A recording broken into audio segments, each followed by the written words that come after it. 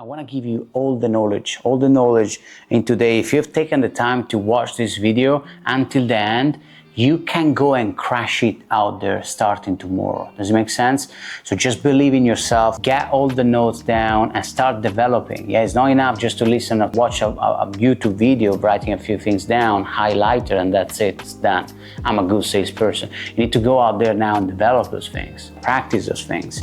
Now, I want to give you a couple of more points. Let's warm up a little bit more. The way I see a salesperson is like being an artist. It's like being a painter.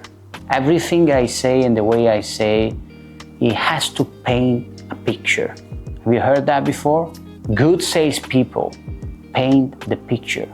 I can close my eyes and I can listen to this guy in front of me. And even if I don't see it, I can start painting the picture of what this guy is telling me. So how are you gonna do it? You're gonna need to be able to get people emotionally involved in what you're saying. So through the right questions, the right tonality, the tone of voice, the posing, the words that you use, you're gonna get people involved in what you're saying. And if you become a good communicator, you want to get people to start imagining what you're saying. So paint the picture, think like an artist. Right? This is huge, guys. So it might sound an easy point, but why is it 90% of the people out there that are not doing this stuff? Why is it only 1% of the people out there? Make sure we're gonna develop artists, right? Now, what does an artist do? Storytelling. Now, whatever it is that you're selling out there, you wanna be ready with 3 to 5 stories all the time. During your sales calls, you wanna have stories that you're gonna tell your prospect. And in these stories, they have to be very detailed. You want to have names. You want to have what is their occupation. Let's assume, for example, I'm selling a hair transplantation to David, right? And I'm gonna tell David, look, by the way, David, you remind me of Lucas. He's also based in Los Angeles, by the way, like you, but he's originally from Brazil. He's 38 years old. He came in touch with me a year and a half ago. And at the beginning, he was consulting with different clinics. Then he ended up coming with us after he was consulting with another 10, 15 clinics. And now, me and Lucas are constantly in touch almost on a daily basis. Not only the hair transplantation he had with us helped him to change completely his life. Now Lucas at the time was a plumber, right? But now he took the courage to open his own company and he has 5 employees. Yes, they're still a small company right now, but Lucas is so confident. And that confidence has helped him to now take a step forward in life, right? To develop something, to take the courage to do something that he never had the courage to do in 38 years. Now, David, look, you told me about your situation. And I want to tell you this story because obviously we're discussing about hair loss issues here. We're discussing about having a hair transplantation. But at the end of the day, this is just like a side dish. The mains, the real mains, the big main courses is how your life will change, right? And I'm not telling you about this story just because I wanna convince you to do something. I am fully convinced that this is gonna change your life because I've been dealing with more than 10,000 patients so far in my career, right? And by the way, Lucas so far has referred me more than 25 people. He's a very talkative guy. Everywhere he goes, he recommends me people, right? And together, literally, he became a brand ambassador. And together, we are helping hundreds of people's lives every year, right? So I want to do the same thing with you. I want you to become in the future. Not only I want to be present in your life-changing experience, but I want you to become our brand ambassador, right? You've been thinking about this for the past 4 years. So let's take this step, because this is what it's gonna lead you to. Does it make sense? So the storytelling is gonna help you to develop a certain rapport also with the patient. And obviously, if you come across in a certain way to your prospect and showing that you already help a lot many people out there like them, they are going to be more inclined to do business with you. They're gonna trust you more. They're gonna see you more as an expert. They're gonna see you more like an authority. Does it make sense? So coming back to our point is be an artist, become a storyteller, And make sure that your stories have details and make people emotional. And when you tell your story, paint the picture. How do you paint the picture? With all I told you before, and make sure that you add details into it. All right? Now, move on to the next point. All right? I have a lot of things I want to share with you. Option A, option B, simple. Right? Now, I remember when I was a bartender in London, right? We were working for Gaucho restaurant.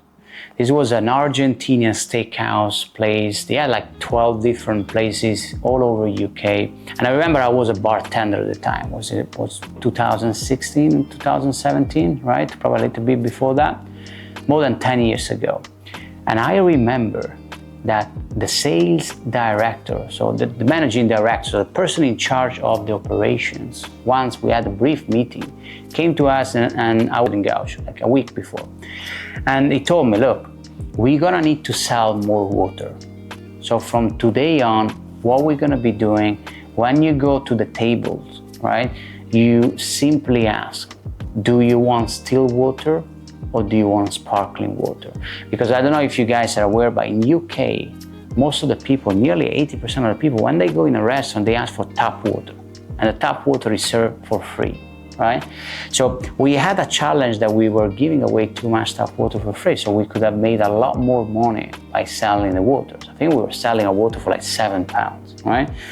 And just by asking the question and not giving the option of the tap water, now we went from 20% of the people buying water and spending money on water to 80%. 80% from 2 to 80, just by giving people two options. And this is what you want to be doing with it all the time, whatever it is that you're selling, right? So you can do different things. Now, the two option, it can mean that you're gonna give two options and both are positive and both are gonna give you A, B, C, D results. Which you're gonna go for? Right? Usually the two positive option is when you have two different packages and one is more like VIP package, right? Is more an extended package, has more things included and it costs more. But then you also have the positive option and the negative option, which is the one I like to use the most, right? And I like to go to my prospect and say, look, now I'm gonna give you an example in a transplant again, right? But I want you to think about whatever you're selling, how can you use the same example in your industry? In air transplant, I'm gonna go back to David and say, hey, David, look, do you mind if I share a perspective? Yes, go on. All right, look, now, we had a nice conversation today. I wanna tell you, look, everything you share with me today, and I strongly that we can definitely be in a position to help you. Right? Now, before we get there, I want to tell you, you actually have two options. Option A is the option where you understand you've been thinking about this for the past 3 years, you've been suffering, and now you take a step forward, and this step forward will help you to achieve A, B, and C. And option B is where you're gonna procrastinate again. You said you've been looking for a hair transplant for the past 4 years, never took a step. And this is still an option at the end of the day. So option B, where you're gonna procrastinate again, you're not gonna take it forward, and this is gonna get you to lose more confidence, to be in the same position where you are now, right? And not taking any step forward in life. And obviously that confidence that is missing there will not help you to achieve 1, 2, 3 you told me you wanted to achieve before. Now, I wanna be very frank with you today. What's the option you want to carry on with? You know what, Pasquale, you're right. Let's do it. Option A. I've been thinking for too long. So who is really going to say, look, I want to go for option B where I'm not going to move forward. I'm not going to make a change in life. So this is only possible when you give them two options, negative and positive, right? Because now, if the prospect David say, look, let's go, you're right, Pasquale, let's go for option A. What I'm going to say next? I'm going to say, look, David, by the way, are you sure you want to do this? You don't have to. You still have option B, right? And the option B will still lead you into somewhere, but it's nowhere to be positive. Are you sure you want to do this? Yes, all right. Why do you want to do this? Now it's going to give me the why he wants to do this, and then I'm going to frame it back and I'm going to go for the close. Does it make sense? But giving two options to your prospect is really going to help you to get them understand, hey, you got to make a decision. All right, does it make sense? So This is, I like to call it option A and option B. Remember, this you have two different solutions. The one where you have the positive and positive, so you give two different packages, one being more expensive, and the second one is a positive and a negative. So option B is the negative, which you want to go for. All right, guys. Now, to conclude our video for today, remember, and this leads us into the last point of the video, is the sales line. All right. Remember, the moment the prospect comes into your client journey, right, and at the end of this line, you have the prospect actually buying, using your service. They pay your deposit, they pay the full amount. I want you to feel and understand that every move you take into a consultation or a phone call, every question you ask, it has to lead you forward into this sales line. No chit-chatting. No things that make no sense. No things that will not help you to lead the sales forward, right? You're not gonna build a rapport just by asking the prospect, hey, how was the match yesterday? How is the weather today? Does it make sense? So everything that you do, you want to be strategic. It's all about making the patient, making the client, the prospect, moving forward into the sales line. Right? So now I want you to, in whatever it is that you're selling, you're gonna have your own script, right? Maybe you're not selling anything, but I want you to understand something. I want you to draw a line in a piece of paper. At the beginning, you go number 1 is when the prospect comes in, and at the end you have the number 10. What are the things that you have to follow? What are the things that you have to go through 2, 3, 4, 5 until 10 so that you can close the sale? And all about you're gonna do in your conversation, in your consultation, in your negotiation is all everything that is included in what you just wrote down that is gonna lead you to take the sales forward. Does that make sense? All right, guys, look, I think we learned a lot. As I said, my team, they're gonna break down this video into 2, 3, or 4 parts, right? In the next video, I'm gonna give you a bomb. Right? I have trained lately one guy to go from 50K a month into 250K a month in net sales, net commissions a month, right?